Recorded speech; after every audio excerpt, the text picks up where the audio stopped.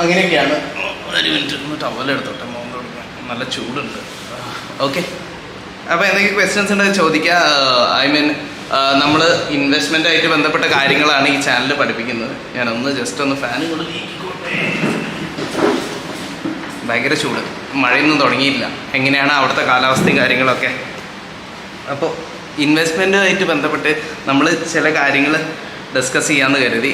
കുറച്ച് ദിവസമായിട്ട് ലൈവ് ഒന്നും വരാൻ പറ്റിയില്ല, ഡ്യൂട്ടീൻ്റെ ഷെഡ്യൂൾസ് മാറുന്നത് കൊണ്ടാണ്. ഇപ്പോൾ ഈവനിങ് ആണ് ഡ്യൂട്ടി ഉള്ളത്, അതുകൊണ്ട് തന്നെ. അപ്പം എനിവേ, നമ്മൾ യൂഷ്വലി ഏറ്റവും കൂടുതൽ പറയാറുണ്ടായിരുന്ന ഒരു ഇൻസ്ട്രുമെൻ്റ് ഒന്ന് ETF ആണ്, അഥവാ ETF അഥവാ എക്സ്ചേഞ്ച് ട്രേഡഡ് ഫണ്ട് എന്ന് പറയും. ക്ലിയർ? അപ്പോൾ ETF ആയിട്ട് ബന്ധപ്പെട്ട് ചെറിയൊരു പുതിയൊരു കണ്ടന്റ് വരുന്നുണ്ട്. അത് മോസ്റ്റ് പ്രോബബ്ലി നാളെ അല്ലെങ്കിൽ മറ്റന്നാളോ, നാളെ ഈവനിങ് തന്നെ അപ്ലോഡ് ചെയ്യാമെന്ന് പ്രതീക്ഷിക്കുന്നു. ഓക്കെ, ഞാനൊന്ന് ചെക്ക് ചെയ്ത് നോക്കിയാണ് ലൈവ് വർക്കിംഗ് ആണോ എന്നുള്ളത്. ഓക്കെ, അപ്പോൾ ETF ആയിട്ട് ബന്ധപ്പെട്ടിട്ട് ചില പ്രശ്നങ്ങൾ, ഐ മീൻ നമ്മൾ കഴിഞ്ഞ ദിവസം ഫൈൻഡ് ഔട്ട് ചെയ്തിട്ടുണ്ടായിരുന്ന ETF, ഐ മീൻ നിഫ്റ്റി 50 ആയിട്ട് ബന്ധപ്പെട്ടിട്ടുള്ള നിഫ്റ്റി 50ൻ്റെ ബീസ് അഥവാ നിപ്പോൺ ഇന്ത്യൻ്റെ ETF ആയിട്ട് ബന്ധപ്പെട്ടിട്ടുള്ള ചില കാര്യങ്ങളുണ്ടായിരുന്നു. അത് തീർച്ചയായിട്ടും നാളെ ഒരു ഡീറ്റെയിൽഡ് വീഡിയോ ആയിട്ട് ചെയ്യുന്നതായിരിക്കും. അതായിട്ട് ബന്ധപ്പെട്ടിട്ടുള്ള നമ്മുടെ കുറച്ച് ഫൈൻഡിങ്സ് ഉണ്ടായിരുന്നു. അത് ലോഡ് ആകുമ്പോൾ മനസ്സിലാവും. റെക്കോർഡഡ് വീഡിയോ ആയിരിക്കും, ലൈവ് ആയിരിക്കില്ല. ഓക്കെ, അപ്പോൾ വീഡിയോ തീർച്ചയായിട്ടും ഒന്ന് ലൈക്ക് ചെയ്തിട്ട് ഒന്ന് സ്റ്റാർട്ട് ചെയ്യാൻ വേണ്ടി റിക്വസ്റ്റ് ചെയ്യാണ്. ഓക്കെ, അപ്പോൾ നമ്മൾ മെയിൻലി യൂട്യൂബിൽ ജനറലായിട്ട് കണ്ടൻറ്റ് കൊടുക്കുന്നതിനോടൊപ്പം തന്നെ അറ്റ് ദ സെയിം ടൈം നമുക്ക് വാട്സപ്പിൻ്റെ ഒരു കമ്മ്യൂണിറ്റി കൂടിയുണ്ട്. തീർച്ചയായിട്ടും നിങ്ങൾക്ക് ഈ സ്റ്റോക്ക് മാർക്കറ്റ് ഇൻവെസ്റ്റ്മെൻറ്റ് ചെയ്യാൻ ആഗ്രഹിക്കുന്ന ആളാണെന്നുണ്ടെങ്കിൽ നിങ്ങൾക്ക് തീർച്ചയായിട്ടും ഡിസ്കസ് ചെയ്ത് ചെയ്യാനും സ്റ്റോക്ക് മാർക്കറ്റിൽ എക്സ്പീരിയൻസ് ആയിട്ടുള്ള ആളുകളുടെ അടുത്ത് കൂടുതലായിട്ട് കാര്യങ്ങൾ ചോദിച്ച് മനസ്സിലാക്കാനും ഞാനും സീനിയർ ആയിട്ടുള്ള മറ്റ് മാർക്കറ്റ് പാർട്ടിസിപ്പൻസിനോടൊപ്പം തന്നെ ഇൻവെസ്റ്റ്മെൻറ്റ് ചെയ്യാനും അതിലെ സംശയങ്ങൾ തീർക്കാനും വേണ്ടി തീർച്ചയായിട്ടും നമ്മുടെ വാട്സപ്പ് കമ്മ്യൂണിറ്റിയിലേക്ക് ജോയിൻ ചെയ്യാൻ പറ്റുന്നതാണ്. വാട്സപ്പ് കമ്മ്യൂണിറ്റീൻ്റെ ലിങ്ക് താഴെ കൊടുത്തിട്ടുണ്ട്. 11ാമത്തെ ബാച്ചാണ്. നമ്മളൊരു ബാച്ചിൽ 100 പേരാണ് സാധാരണ ഉണ്ടാവാറ്. അങ്ങനത്തെ 10 ബാച്ച് ഓൾമോസ്റ്റ് കഴിഞ്ഞു. ഏകദേശം എല്ലാ ബാച്ചിലും ഒരു 100ഓളം മെമ്പേഴ്സ് ഉണ്ട്. ചില ബാച്ചസിൽ കുറച്ച് കുറവുണ്ട്. എനിവേ, എന്തായാലും 11ാമത്തെ ബാച്ചിൽ എത്തി നിൽക്കുന്നു. അത് നമ്മളെ സംബന്ധിച്ച് വലിയൊരു സക്സസ് ആണ്. തീർച്ചയായിട്ടും നിങ്ങൾക്കും ആ ഒരു ബാച്ചിൻ്റെ ഭാഗമാകാൻ പറ്റും. ലിങ്ക് ഞാൻ താഴെ ഡിസ്ക്രിപ്ഷനിൽ കൊടുത്തിട്ടുണ്ട്. വീഡിയോ തീർച്ചയായിട്ടും എല്ലാവരും ഒന്ന് ലൈക്ക് ചെയ്യണേ, സപ്പോർട്ട് ചെയ്യണേ. അപ്പോൾ ഇൻവെസ്റ്റ്മെൻറ്റ് ചെയ്യേണ്ട ഇൻസ്ട്രുമെൻറ്റ്സ് ഞാൻ പറയുന്ന കാര്യങ്ങളിൽ ചിലതൊക്കെ റെപ്യൂട്ടേഷൻസ് ഉണ്ടാവുമെങ്കിലും ഈ കാര്യങ്ങൾ ചെയ്യുന്നതിലൂടെ നിങ്ങൾക്ക് ഫൈനാൻഷ്യൽ ഫ്രീഡത്തിലേക്ക് എത്താൻ പറ്റും എന്നുള്ളത് തന്നെയാണ്. മനസ്സിലായില്ലേ? നമ്മുടെ ബാസ്ക്കറ്റ്, നമുക്ക് ഇൻവെസ്റ്റ്മെൻറ്റ് ചെയ്യുന്നതിൻ്റെ ഒരു ബാസ്ക്കറ്റ് ഉണ്ട്. നിങ്ങൾ ഏത് തരത്തിൽ എങ്ങനെയൊക്കെ ട്രേഡ് ചെയ്തിട്ടുണ്ടെന്നുണ്ടെങ്കിലും നിങ്ങൾക്ക് ആ ട്രേഡ് ചെയ്ത് ഒരു വർഷം കൊണ്ട് ഉണ്ടാക്കാൻ പറ്റുന്ന ROIനെക്കാട്ടും കൂടുതൽ ROI ഇല്ല എന്നുണ്ടെങ്കിൽ റിട്ടേൺ ഓൺ ഇൻവെസ്റ്റ്മെൻറ്റ് ഉണ്ടാക്കാൻ പറ്റിയിട്ടില്ല. ഒരു ഇൻവെസ്റ്റ്മെൻറ്റിൻ്റെ ഒരു ബാസ്ക്കറ്റ് നമ്മുടെ കയ്യിലുണ്ട്. ഈ ബാസ്ക്കറ്റിനെ അടിസ്ഥാനപ്പെടുത്തിയിട്ടാണ് നമ്മുടെ ഇൻവെസ്റ്റ്മെൻറ്റ് പോകുന്നത്. ഈ ബാസ്ക്കറ്റിൽ എന്തൊക്കെ ഇൻസ്ട്രുമെൻറ്റ്സ് ആണ് ഉള്ളതെന്ന് ചോദിച്ചിട്ടുണ്ടെങ്കിൽ തീർച്ചയായിട്ടും അതിലുള്ള ഇൻസ്ട്രുമെൻറ്റ്സ് ETF-കൾ, മ്യൂച്വൽ ഫണ്ടുകൾ, ബോണ്ടുകൾ, അതുപോലെ തന്നെ സ്റ്റോക്കുകൾ, ഇതിൻ്റെയൊക്കെ ഒരു കോമ്പിനേഷനായിട്ടാണ് ഈ ഇൻസ്ട്രുമെൻറ്റ്സ് എല്ലാം വരുന്നത്. നിങ്ങൾക്ക് ഇതിനെ പറ്റിയിട്ട് കൂടുതലായിട്ട് എന്തെങ്കിലും അറിയണം താല്പര്യം ഉണ്ടെങ്കിൽ തീർച്ചയായിട്ടും നിങ്ങൾക്ക് ഡിസ്ക്രിപ്ഷനിൽ എൻ്റെ വാട്സപ്പിൻ്റെ കോൺടാക്ട് നമ്പർ ഉണ്ട്, ലിങ്ക് ഉണ്ട്, അതിൽ ക്ലിക്ക് ചെയ്യുന്നുണ്ട്. തീർച്ചയായിട്ടും നിങ്ങൾക്ക് ചോദിച്ചാൽ പറഞ്ഞു തരുന്നതാണ്. ചില കാര്യങ്ങൾ നമ്മൾ പ്രീമിയം കമ്മ്യൂണിറ്റി ആയിട്ട് പെയ്ഡ് മെമ്പേഴ്സിന് മാത്രമായിട്ട് കൊടുക്കുന്നുണ്ട്. അത് വേറെ തന്നെ ഒരു സർവീസാണ്. അത് താല്പര്യമുള്ള ആളുകൾക്ക് അത് ചെക്കൗട്ട് ചെയ്യില്ല എന്നുണ്ടെങ്കിൽ നമ്മൾ പറയുന്ന ഇൻസ്ട്രുമെൻറ്റ്സ് കൃത്യമായിട്ട് നിക്ഷേപിച്ച് പോയിട്ടുണ്ടെങ്കിൽ നിങ്ങൾക്ക് ലാഭം ഉണ്ടാക്കാൻ പറ്റും എന്നുള്ളത് തന്നെയാണ് അതിൻ്റെ ഏറ്റവും വലിയ ഹൈലൈറ്റ്. ഇന്നലെ പുതിയ ഗവൺമെൻറ് അധികാരത്തിൽ വരുമ്പോൾ നമുക്ക് ഏത് തരത്തിൽ അത് ബെനിഫിഷ്യറി ആക്കി എടുക്കാൻ പറ്റും, ഏതൊക്കെ ഇൻസ്ട്രുമെൻറ്റുകളിലേക്ക്, ഏതൊക്കെ സെക്ടറുകളിലേക്ക് നമ്മൾ കൂടുതൽ ഫോക്കസ് ചെയ്യണം എന്നുള്ള കാര്യങ്ങൾ നമ്മൾ എന്ത് ചെയ്താണ് ഡിസ്കസ് ചെയ്താണ്. തീർച്ചയായിട്ടും ആ വീഡിയോ കാണാത്ത ആളുകൾ തീർച്ചയായിട്ടും നമ്മുടെ ചാനലിൽ കയറി നോക്കി ആ വീഡിയോ കാണും. വളരെ ഇമ്പോർട്ടൻ്റ് ആയിട്ടുള്ള 3 വീഡിയോസ് നമ്മൾ കഴിഞ്ഞ ദിവസങ്ങളിൽ അപ്ലോഡ് ചെയ്തിരുന്നു. അത് സ്റ്റോക്ക് മാർക്കറ്റ് ഇൻവെസ്റ്റ്മെൻറ്റുമായിട്ട് ബന്ധപ്പെട്ടിട്ടുള്ള ഇല്ലയെന്നുണ്ടെങ്കിൽ പുതിയ ഗവൺമെൻറ് അധികാരത്തിൽ വരുമ്പോൾ നമ്മൾ ഫോക്കസ് ചെയ്യേണ്ട ചില സെക്ടേഴ്സ്, ആ സെക്ടേഴ്സിൽ വരുന്ന സ്റ്റോക്കുകൾ, ഇത് വളരെ ഇമ്പോർട്ടൻ്റ് ആണ്. തീർച്ചയായിട്ടും അതും കൂടി ഒന്ന് ചെക്കൗട്ട് ചെയ്യുക. ചാനൽ ആദ്യമായിട്ട് കാണുന്ന ആളുകൾ ചാനൽ ഒന്ന് സബ്സ്ക്രൈബ് ചെയ്യുക. ഓക്കെ. അത്രയാണ് പറയാനുള്ളത്. നിങ്ങളുടെ ഭാഗത്ത് നിന്ന് ചോദ്യങ്ങൾ എന്തെങ്കിലും ഉണ്ടെങ്കിൽ അതിനെ ബേസ് ചെയ്തിട്ട് കുറച്ച് കാര്യങ്ങൾ കൂടി ഞാൻ പറഞ്ഞു തരാമായിരുന്നു. സജിത് സാർ പറയുന്നു happy weekend bye. Thank you. Market മുകളിലേക്കാണ് തീർച്ചയായിട്ടും പോകുന്നത്. നമസ്കാരം. എന്തായാലും സജിത്തേട്ട. പ്രിൻസ് കുമാർ, മാർക്കറ്റ് മുകളിലേക്ക് തന്നെ തീർച്ചയായിട്ടും പോവുള്ളൂ. അതുകൊണ്ട് തന്നെയാണല്ലോ നമ്മൾ മാർക്കറ്റിൽ സ്പെക്യുലേറ്റ് ചെയ്യരുതില്ല എന്നുണ്ടെങ്കിൽ ട്രേഡിങ്ങിനെക്കാട്ടും കുറച്ചും കൂടി നല്ല സംഭവം ഇൻവെസ്റ്റ്മെൻ്റ് ആണ്. അതുകൊണ്ട് തന്നെ സ്റ്റോക്ക് മാർക്കറ്റിലേക്ക് നിക്ഷേപമാണ് ചെയ്യേണ്ടത്. നിക്ഷേപകരെക്കാളും ഈ ട്രേഡേഴ്സിനെക്കാട്ടും കൂടുതൽ ROI എപ്പോഴും ജനറേറ്റ് ചെയ്യുക നിക്ഷേപകർ തന്നെയാണ്. ഈ നിക്ഷേപം നല്ല രീതിയിൽ കൈകാര്യം ചെയ്യാൻ പഠിക്കുക എന്നുള്ളതിന് ഏറ്റവും ഇമ്പോർട്ടൻറ്റ്. സ്റ്റോക്ക് മാർക്കറ്റായിട്ട് ബന്ധപ്പെട്ടിട്ട് നമ്മൾ കേട്ട പേരുകളെല്ലാം നിക്ഷേപകരുടേതാണ്, ട്രേഡേഴ്സിൻ്റെ അല്ല. ട്രേഡേഴ്സിന് കേൾക്കുന്നുണ്ടെങ്കിൽ അത് യൂട്യൂബിലും ഇൻസ്റ്റഗ്രാമിലും മറ്റ് സോഷ്യൽ മീഡിയ പ്ലാറ്റ്ഫോമുകളിലുമാണ് ഇതെല്ലാം സെലിബ്രേറ്റ് ചെയ്യപ്പെടുന്നതും. ഈ P&L കാണിച്ചിട്ട് ബിസിനസ് പരിപാടികളും മറ്റ് തട്ടിപ്പ് പരിപാടികളും ഒക്കെ കാണിച്ചു കൂട്ടുന്നതൊക്കെ ഇതിലാണ്.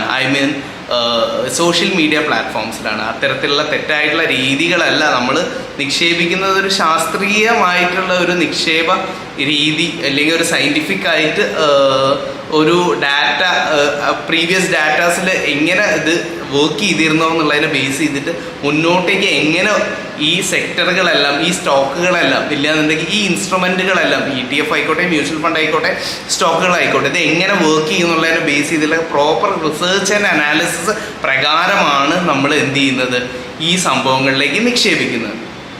ഓക്കെ, ഏതൊരു ബിഗിനേഴ്സിനും ഏതൊരു ജോലിയുള്ള ആളുകൾക്കും ചെയ്യാൻ പറ്റുന്ന തരത്തിലുള്ള ഒരു പാറ്റേൺ ഓഫ് ഇൻവെസ്റ്റ്മെൻ്റ് ആണ് നമ്മൾ അഡോപ്റ്റ് ചെയ്തിട്ടുള്ളത്. ഓക്കെ, അപ്പോൾ തീർച്ചയായിട്ടും നിങ്ങൾക്ക് സ്റ്റോക്ക് മാർക്കറ്റിനെ പറ്റി വലിയ അറിവൊന്നുമില്ല, തീർച്ചയായിട്ടും ഇതിനെ പറ്റിയിട്ട് കൂടുതൽ കാര്യങ്ങൾ അറിയണം, പഠിക്കണം എന്ന് ആഗ്രഹം ഉണ്ടെന്നുണ്ടെങ്കിൽ തീർച്ചയായിട്ടും നിങ്ങൾക്ക് ഒന്നെങ്കിൽ നമ്മളെ ചാനലിൽ കുറേ വീഡിയോസ് അപ്ലോഡ് ചെയ്തിട്ടുണ്ട്, അതൊക്കെ നോക്കി ഇതിൻ്റെ അടിസ്ഥാനപരമായിട്ടുള്ള കാര്യങ്ങൾ പഠിച്ച് മനസ്സിലാക്കാൻ പറ്റും. അതിനോടൊപ്പം തന്നെ ഇത് ചെയ്ത് മുന്നോട്ട് പോകുന്നതിന് വേണ്ടി എന്തെങ്കിലും അസിസ്റ്റൻസ് ആവശ്യമാണെന്നുണ്ടെങ്കിൽ നമ്മുടെ ഗ്രൂപ്പിൽ ചേർന്നിട്ട് നിങ്ങൾക്ക് ഫ്രീ ആയിട്ട് ചോദിച്ച് പഠിച്ച് മനസ്സിലാക്കാൻ പറ്റുന്നതാണ്. ഓക്കെ, വേറെ എന്താ ചോദിക്കാനുള്ളത്?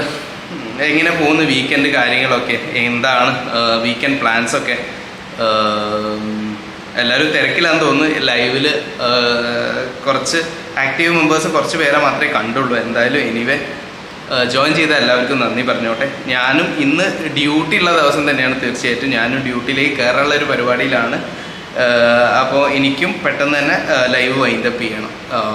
ഓക്കെ, LIC ലോങ് ടേമിലേക്ക് നല്ലതാണോ എന്ന് ചോദിക്കുന്നുണ്ട്. ആരാണ് ചോദിച്ചിട്ടുള്ളത്? ഋതു SQS വേൾഡ്. ഹായ് ഋതു, കുറേ കാലത്തിന് ശേഷം വീണ്ടും കണ്ടല്ലോ. LIC എൻ്റെ ഒരു അനാലിസിസ് പ്രകാരം നിങ്ങൾ ഇതുപോലത്തെ ക്വസ്റ്റ്യൻസ് എന്തെങ്കിലും ഉണ്ടോ ചോദിക്കും. അങ്ങനെയാണ് എനിക്ക് കുറച്ച് കാര്യങ്ങൾ പറഞ്ഞ് മുന്നോട്ട് പോയിരുന്നു. അതായത് LIC എന്ന് പറഞ്ഞിട്ടുണ്ടെങ്കിൽ LICൻ്റെ ബിസിനസ് മോഡലുകൾ എങ്ങനെയായിരുന്നു, അത് കുറച്ച് മുന്നേ ഉള്ള പാറ്റേണിൽ നല്ലതായിരുന്നു. LIC ഷോർട്ട് ടേമിൽ നിക്ഷേപിക്കുന്നതുകൊണ്ട് കുഴപ്പമില്ല, പക്ഷേ ദീർഘകാലത്തിൽ ഹോൾഡ് ചെയ്യാൻ പറ്റുന്ന നല്ലൊരു സ്റ്റോക്ക് അല്ല LIC. കാരണം എന്താണെന്ന് വെച്ചിട്ടുണ്ടെങ്കിൽ LIC എന്ന് പറഞ്ഞിട്ടുണ്ടെങ്കിൽ അതിൻ്റെ ബിസിനസ് മോഡലുകൾ ഇല്ലെങ്കിൽ അത് എങ്ങനെ വർക്ക് ചെയ്തിരുന്നു, അത് ഇന്നത്തെ സെനാരിയോയിൽ അത്ര പ്രാക്ടിക്കൽ അല്ല. LIC ഈ ഒരു മാർക്കറ്റ് ലീഡറാണ്, ഇൻഷുറൻസ് ഇൻഡസ്ട്രീസ് മാർക്കറ്റ് ലീഡർ ആണെന്നുണ്ടെങ്കിൽ LIC എന്ന് പറഞ്ഞൊരു ഫേമിന് ഫ്യൂച്ചറിസ്റ്റിക് ആയിട്ട് നോക്കുമ്പോൾ കോമ്പറ്റീഷനും അതിൻ്റെ പ്രൊഡക്റ്റുകളും ഒക്കെ നോക്കുമ്പോൾ ഒരുപാട് വെല്ലുവിളികളുണ്ട്. ഇതിനെ ബീറ്റ് ചെയ്യുന്ന തരത്തിൽ മുന്നോട്ടേക്ക് പോകാൻ LICക്ക് കുറച്ച് പ്രയാസമുണ്ട്. LIC ലിസ്റ്റ് ചെയ്ത ശേഷം ചെറിയ ലോസിലേക്കൊക്കെ വന്നെങ്കിലും കുഴപ്പമില്ല. LIC ലിസ്റ്റിംഗ് ലോസ് ആയിരുന്നു, നിക്ഷേപകർക്ക് ഒരുപാട് പണം നഷ്ടപ്പെട്ടെങ്കിലും വീണ്ടും തിരിച്ച് അത് കയറി വന്നു എന്നുള്ളത് ഒരു സന്തോഷകരമായിട്ടുള്ളൊരു വാർത്ത തന്നെയാണ് തീർച്ചയായിട്ടും. അപ്പോൾ LICനെ പറ്റിയിട്ട് അതാണ് പറയാനുള്ളത്. വേറെ ക്വസ്റ്റ്യൻസ് എന്തെങ്കിലും വന്ന് ഒരു മിനിറ്റ് ഞാൻ ചെക്ക് ചെയ്ത് നോക്കട്ടെ എന്താ ക്വസ്റ്റ്യൻ ഉണ്ടായിരുന്നത്. അപ്പോൾ LICനെ പറ്റി അങ്ങനെയാണ് പറയാനുള്ളത്. വേറെ ഏതെങ്കിലും സ്റ്റോക്ക് ഞാൻ ഇന്നലെ വീഡിയോ ഇട്ടതിൽ ആരൊന്ന് കമൻറ്റ് ചെയ്തിരുന്നു, നമ്മൾ ഇതിനെ പറ്റി പറഞ്ഞു, ഡിഫൻസിനെ പറ്റി പറഞ്ഞിട്ടില്ല. അതിൻ്റെ മുന്നിട്ടുണ്ടായിരുന്ന വീഡിയോൻ്റെ അകത്ത് ഡിഫൻസ് സെക്ടറിലെ സ്റ്റോക്കുകളെ പറ്റിയിട്ട് ഡീറ്റെയിൽ ആയിട്ട് പറഞ്ഞിട്ടുണ്ട്. അതുകൊണ്ടാണ് ഇന്നലെ ഇട്ട അതിൽ ഉൾക്കൊള്ളാത്ത ഫസ്റ്റ് 2 എപ്പിസോഡുകളായിട്ടിട്ട വീഡിയോയിൽ ഉൾപ്പെടാത്ത കുറച്ച് കാര്യങ്ങളും കൂടി ഉൾപ്പെടുത്തിയിട്ടുള്ള വീഡിയോ ആണ് ഇന്നലെ അപ്ലോഡ് ചെയ്തിട്ടുള്ളത്. ഓക്കെ, പ്രിൻസ് കുമാർ സാർ പറയുന്നു അത് പറഞ്ഞു തരൂ ഒരു പാവപ്പെട്ട മനുഷ്യൻ. ഏതാ പറഞ്ഞു തരേണ്ടത് പ്രിൻസ് ഏട്ടാ? മാർക്കറ്റ് മുകളിലേക്ക് തന്നെ തീർച്ചയായിട്ടും പോവാം. പ്രിൻസ് ഏട്ടാ എന്താ വേറെ പറഞ്ഞിട്ടുള്ളത്? നെസ്ലെ നല്ലതാണ്, നെസ്ലെ സ്റ്റോക്ക് നല്ലതാണ്. പക്ഷെ നെസ്ലെ ആയിട്ട് ബന്ധപ്പെട്ടിട്ട് ചെറിയൊരു പ്രശ്നം ഉണ്ടെന്ന് ഞാൻ പറഞ്ഞിരുന്നല്ലോ. നെസ്ലെ മദർ കമ്പനി വന്നിട്ട് US-ലാണ്, നെസ്ലെ ഇന്ത്യയാണ് ഇന്ത്യയുടെ കമ്പനി. അപ്പോൾ അതായിട്ട് ബന്ധപ്പെട്ടിട്ട് ചെറിയൊരു പ്രശ്നം നിലനിൽക്കുന്നുണ്ട്. അവരുടെ എന്താണ് അതിന് പറയുന്നത്, നെസ്ലെ ലോങ് ടേമിലേക്ക് നല്ല സ്റ്റോക്ക് തന്നെയാണ്, കുഴപ്പമൊന്നുമില്ല, എടുക്കുന്നതുകൊണ്ട് കുഴപ്പമില്ല. ഞാൻ നല്ലൊരു എമൗണ്ട് നെസ്ലയിൽ ഇൻവെസ്റ്റഡ് ആണ്. പിന്നെ നമ്മൾ ഈ ഒരു കാര്യത്തിൽ ഇൻഡിവിജ്വൽ സ്റ്റോക്ക് എടുക്കുമ്പോൾ നമ്മൾ ശ്രദ്ധിക്കേണ്ട ഒരു കാര്യം, നമ്മളൊരു 20 to 25% ഒക്കെ ഉള്ളൂ നമ്മൾ ടോട്ടൽ പോർട്ട്ഫോളിയോൻ്റെ സൈസിൽ അത് 20-25 മാക്സിമം 30% വരെയൊക്കെ ഇൻഡിവിജ്വൽ സ്റ്റോക്സ് ഹോൾഡ് ചെയ്യാൻ പാടുള്ളൂ. ഉദാഹരണത്തിന് നിങ്ങളുടെ കയ്യിൽ 10 ലക്ഷത്തിൻ്റെ ക്യാപിറ്റലാണ് നിങ്ങൾ ഡിപ്ലോയ് ചെയ്യാൻ ഉദ്ദേശിക്കുന്നത്, അല്ലെങ്കിൽ ഡിപ്ലോയിഡ് എങ്കിൽ അതിലൊരു 2 ലക്ഷം മുതൽ 3 ലക്ഷത്തിൻ്റെ ഇടയിൽ മാത്രമേ നിങ്ങളുടെ ഇൻഡിവിജ്വൽ സ്റ്റോക്കുകളിൽ നിക്ഷേപിക്കാൻ പാടുള്ളൂ. ഇല്ലെങ്കിൽ അതാണ് റൈറ്റ് ആയിട്ടുള്ള ഒരു സ്ട്രാറ്റജി. ഇൻഡിവിജ്വൽ സ്റ്റോക്കുകളിൽ നിക്ഷേപിക്കുമ്പോൾ പ്രശ്നം എന്താണെന്ന് വെച്ചിട്ടുണ്ടെങ്കിൽ ഇൻഡിവിജ്വൽ സ്റ്റോക്കുകൾ ഹൈലി റിസ്ക്കിയാണ്. അത് എത്ര നല്ല സ്റ്റോക്കാണെന്നുണ്ടെങ്കിൽ ഇപ്പോൾ HDFC ഒക്കെ ഭീമനാണ്, വലിയ ആനയായിട്ട് വളർന്ന വലിയൊരു സ്റ്റോക്കാണെന്ന് പറയുന്നുണ്ടെങ്കിൽ കൂടി ഈ HDFCയിലൊക്കെ ഒരൊറ്റ ദിവസം കൊണ്ട് 8%, 10%, കുറഞ്ഞ സമയം കൊണ്ട് 15%, 20%-ൻ്റെയൊക്കെ കറക്ഷൻ നമ്മൾ കണ്ടിട്ടുണ്ട്. അപ്പോൾ അങ്ങനത്തെ ഒരു സാഹചര്യത്തിൽ ഇല്ലെങ്കിൽ ഇപ്പോൾ കൊട്ടാക് ബാങ്ക് ആണെന്നുണ്ടെങ്കിൽ ഒറ്റ ദിവസം കൊണ്ട് 10-12% താഴെ പോകുമ്പോൾ നമ്മൾ മനസ്സിലാക്കേണ്ട കാര്യം സ്റ്റോക്കുകൾക്ക് ഇത്രയധികം റിസ്ക് ഉണ്ട്. തീർച്ചയായിട്ടും റിവാർഡ് ഉണ്ടെങ്കിൽ ഈ റിസ്ക് നമ്മളെപ്പോഴും കാൽക്കുലേറ്റഡ് റിസ്ക് എടുക്കുക എന്നുള്ളത് തന്നെയാണ് റൈറ്റ് ആയിട്ടുള്ളൊരു രീതി. അപ്പോൾ അതൊന്ന് മനസ്സിലാക്കുക. അപ്പോൾ ഇൻഡിവിജ്വൽ സ്റ്റോക്കിലേക്ക് കൂടുതൽ എക്സ്പോഷർ കൂട്ടി വെക്കാതിരിക്കുക എന്നുള്ളത് തന്നെയാണ്. പലപ്പോഴും നിങ്ങളുടെ സ്റ്റോക്സിൻ്റെ പോർട്ട്ഫോളിയോ എടുത്ത് നോക്കുമ്പോൾ അതൊന്ന് മ്യൂച്വൽ ഫണ്ടായിട്ട് കമ്പയർ ചെയ്ത് നോക്കുകയാണെന്നുണ്ടെങ്കിൽ നിങ്ങൾ ഒരിക്കലും മ്യൂച്വൽ ഫണ്ടിനെ ബീറ്റ് ചെയ്തിട്ടുണ്ടാവില്ല എന്നുള്ളത് തന്നെയാണ് വലിയൊരു ശതമാനം ആളുകളും നേരിടുന്ന ഒരു പ്രശ്നം. ഇല്ലാന്നുണ്ടെങ്കിൽ നിങ്ങളൊരു ബുൾ റൺ മാർക്കറ്റിലാണ് നിൽക്കുന്നതെങ്കിൽ, അതായത് നല്ലൊരു ബുള്ളിഷ് ആയിട്ടുള്ള ഒരു മാർക്കറ്റിലാണെങ്കിൽ മാത്രമേ നിങ്ങൾക്ക് അതിനെ ബീറ്റ് ചെയ്യാൻ പറ്റുള്ളൂ. പ്രൊഫഷണലി മാനേജ് ചെയ്യാൻ നിങ്ങൾക്ക് അത് പറ്റുന്നില്ല എന്നുണ്ടെങ്കിൽ നിങ്ങൾ തീർച്ചയായിട്ടും ആ ഇൻഡിവിജ്വൽ സ്റ്റോക്കുകളിലേക്ക് വലിയൊരു കോൺട്രിബ്യൂഷൻ കൊടുക്കാതിരിക്കുക എന്നുള്ളത് തന്നെയാണ് അതിനുള്ള സൊല്യൂഷൻ. ഓക്കെ, അതായത് ഈ നെസ്ലേൻ്റെ എനിക്ക് തോന്നുന്നത് അതെ റോയൽറ്റി അവർ കൂട്ടിയെടുക്കുന്നുണ്ട് എന്നുള്ള ഒരു ചെറിയൊരു ത്രെറ്റാണ് നെസ്ലെ. എനിക്ക് പെട്ടെന്ന് ആ റോയൽറ്റി എന്നുള്ള വേർഡ് കിട്ടിയില്ല. റോയൽറ്റി അവർ കൂട്ടി എടുക്കുന്നുണ്ട്. അതുകൊണ്ട് തന്നെ അത് എനിക്ക് തോന്നുന്നു കഴിഞ്ഞ ക്വാർട്ടറിൽ അങ്ങോട്ട് 1% അങ്ങനെ അങ്ങാണ്ട് റോയൽറ്റി കൂട്ടിയിരുന്നു. അതായത് മദർ കമ്പനി ഉണ്ടല്ലോ, അവർക്കൊരു മദർ കമ്പനി ഉണ്ടാവും, അത് US കമ്പനി, US ലിസ്റ്റ് ചെയ്തിട്ടുള്ള കമ്പനിയാണ്. അപ്പോൾ നിങ്ങൾ നെസ്ലെ ഇന്ത്യയിൽ വാങ്ങിക്കുന്നതിനായിട്ട് നല്ലത് ഡയറക്റ്റ് US സ്റ്റോക്ക് മാർക്കറ്റിൽ നിന്ന് ഡയറക്റ്റ് വാങ്ങിക്കാൻ പറ്റുമെങ്കിൽ അത് കമ്പാരിറ്റീവ്ലി നല്ലതായിരിക്കും. ഇപ്പോൾ ഇവർക്കൊരു റോയൽറ്റി ഉണ്ട്. അപ്പോൾ അത് പാരൻറ്റ് കമ്പനി അവിടെ രജിസ്റ്റർ ചെയ്തിട്ടുണ്ട്, ഇന്ത്യയിൽ വേറെ കമ്പനി ആയിട്ട് തന്നെ രജിസ്റ്റർ ചെയ്യാൻ വകുപ്പുള്ളൂ. അപ്പോൾ ഇവരുടെ റോയൽറ്റി കൂട്ടിയെടുക്കുമ്പോൾ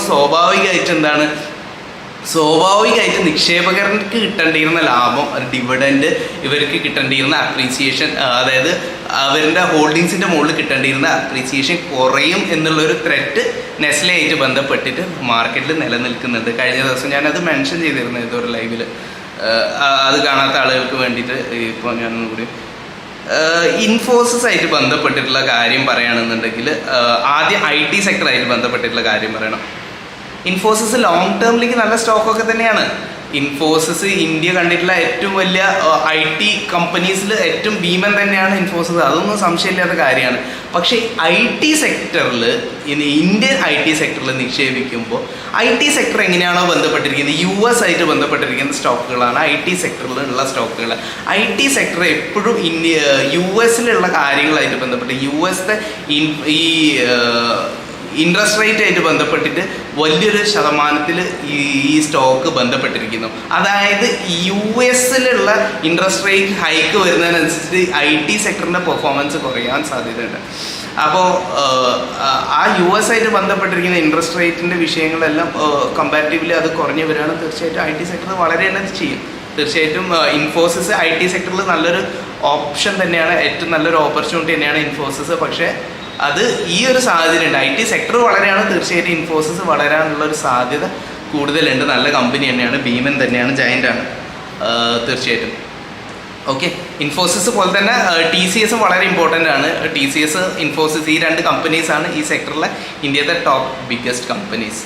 ഓക്കെ, ഐഡിയനെ പറ്റിയിട്ട് പറയുകയാണെങ്കിൽ ഐഡിയയിൽ നിക്ഷേപിക്കേണ്ട എന്നുള്ളതാണ് എനിക്ക് പറയാനുള്ളത്.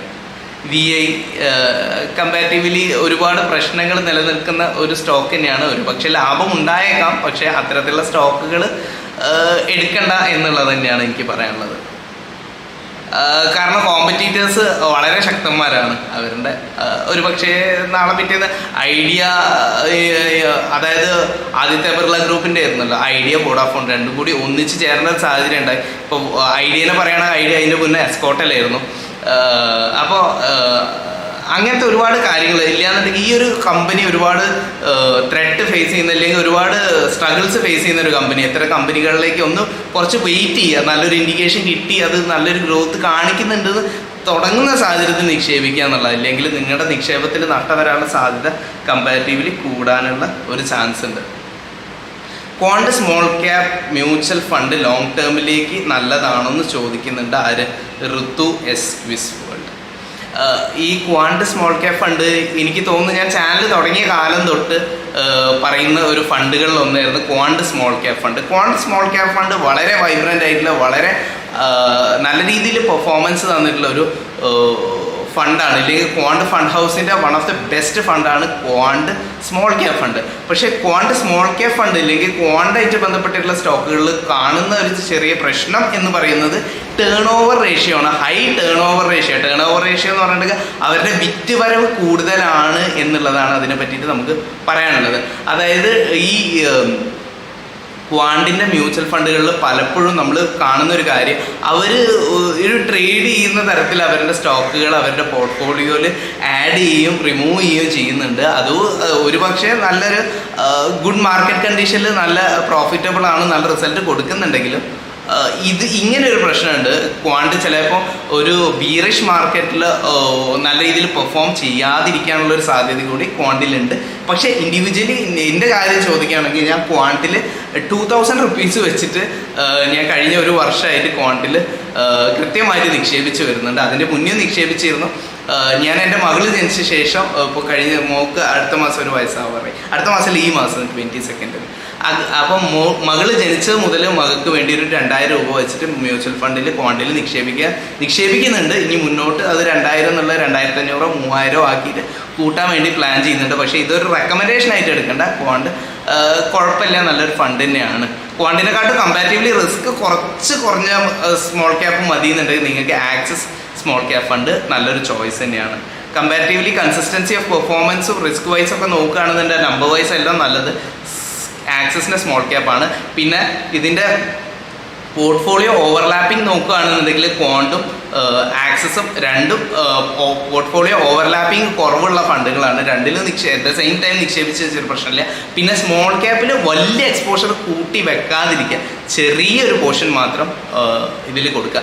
ഉദാഹരണം പറയുകയാണെങ്കിൽ നിങ്ങൾ സ്മോൾ ക്യാപ്പിലേക്ക് നിങ്ങൾ ടോട്ടൽ മ്യൂച്വൽ ഫണ്ടിലേക്ക് ഒരു മാസം SIP ആയിട്ട് 10,000 രൂപ നിക്ഷേപിക്കുകയാണെന്നുണ്ടെങ്കിൽ ക്വാണ്ടിലേക്ക് ഒരു 2000 രൂപ കൊടുത്താൽ മതി. അല്ലെങ്കിൽ സ്മോൾ ക്യാപ്പിലേക്ക് 2000 3000 മാക്സിമം കൊടുത്താൽ മതി. ബാക്കിയല്ല നിങ്ങൾ കുറച്ചും കൂടി റിസ്ക് കുറഞ്ഞിട്ടുള്ള എലമെൻറ്റിലേക്ക് നിക്ഷേപിക്കുന്നത് നന്നാവും. കാരണം മാർക്കറ്റിൽ ഒരു ക്രാഷ് വരുമ്പോൾ അല്ലെങ്കിൽ ഒരു വലിയൊരു കറക്ഷൻ വരുന്ന ഒരു സാഹചര്യത്തിൽ തീർച്ചയായിട്ടും ആദ്യം എഫക്റ്റ് ചെയ്യുക സ്മോൾ ക്യാപ്പ് ഫണ്ടുകൾ തന്നെയാണ്. അപ്പോൾ സ്മോൾ ക്യാപ്പ് ഫണ്ടുകൾക്ക് ഇത്തരത്തിലുള്ള ത്രെറ്റുകൾ ഉണ്ട് എന്നുള്ളത് തന്നെയാണ്.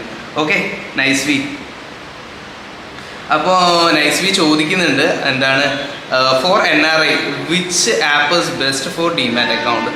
ഇത് നിങ്ങൾക്ക് ഇതിനെ പറ്റിയിട്ട് പറയുകയാണെന്നുണ്ടെങ്കിൽ നിങ്ങൾക്ക് ഏതാണോ നിങ്ങൾക്ക് പെട്ടെന്ന് എടുക്കാൻ പറ്റുന്നത് അതാണ് ഇതിൽ ബെസ്റ്റ്. ഐ മീൻ ഇത് ഒക്കെ ഈ ബ്രോക്കറേജ് ഒക്കെ ആയിട്ട് ബന്ധപ്പെട്ട് നോക്കുകയാണെന്നുണ്ടെങ്കിൽ വലിയ വ്യത്യാസങ്ങളൊന്നും ഇതിൽ വരുന്നില്ല. നിങ്ങൾ ഇൻവെസ്റ്റ്മെൻ്റ് ആണ് ചെയ്യുന്നുണ്ടെങ്കിൽ നിങ്ങളിപ്പോൾ ഏറ്റവും കൂടുതൽ ആക്റ്റീവ് യൂസേഴ്സ് ഉള്ളത് ആർക്കാണ്?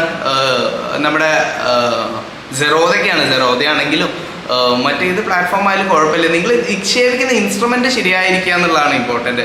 അല്ലാതെ നിങ്ങളുടെ ബ്രോക്കർ ഏതാണെന്നുള്ളതിൻ്റെ വലിയൊരു മാറ്റർ ചെയ്യുന്ന കാര്യമല്ല. ഓക്കെ, വേറെ എന്തെങ്കിലും ക്വസ്റ്റ്യൻസ് ഉണ്ടെങ്കിൽ പെട്ടെന്ന് ചോദിക്കാൻ. ഞാൻ പെട്ടെന്ന് ലൈവ് വൈൻഡപ്പ് ചെയ്യും. എനിക്ക് ഡ്യൂട്ടിക്ക് പോകാനുള്ള സമയമായി തുടങ്ങിയിട്ടുണ്ട്. ഓക്കെ, വേറെ ചോദ്യങ്ങളൊന്നും ഇല്ലാത്ത സ്ഥിതിക്ക് ഞാൻ ലൈവ് വൈൻഡപ്പ് ചെയ്തോട്ടെ. Okay, nice V. ലൈവിൽ ജോയിൻ ചെയ്ത എല്ലാവർക്കും നന്ദി പറഞ്ഞോട്ടെ. ആരൊക്കെയാണ്? Sajith sir, Prince, Naisvi. നൈസ്വിൻ്റെ പേരെന്താ? ഹംസ സാറ്. ഹംസ അസ്ലം സാറാണ് ഇത് ചോദിച്ചത്, നെസ്ലൈൻ്റെ അല്ലേ? അപ്പോൾ സജിത്ത് ഏട്ടാ, അപ്പോൾ ലൈവ് വൈൻഡപ്പ് ചെയ്യുന്നു. വേറെ ക്വസ്റ്റ്യൻസ് ഒന്നും ഞാൻ കാണാത്ത സ്ഥിതിക്ക് മറ്റൊരു സായാഹ്നത്തിൽ കണ്ടുമുട്ടാൻ പറ്റുവാണെങ്കിൽ മാത്രം നാളെ ലൈവിൽ വരാൻ വേണ്ടി ശ്രമിക്കാം. ഓക്കെ, എനിക്കും ചെറിയ രീതിയിലുള്ള, ഞാൻ രാവിലെ പകലൊക്കെയാണ് ലൈവിൽ പോകുന്നതെങ്കിൽ പലപ്പോഴും ആക്റ്റീവ് യൂസേഴ്സ് കുറവാണ്. അതുകൊണ്ടാണ് ഈവനിങ് ലൈവ് വരാൻ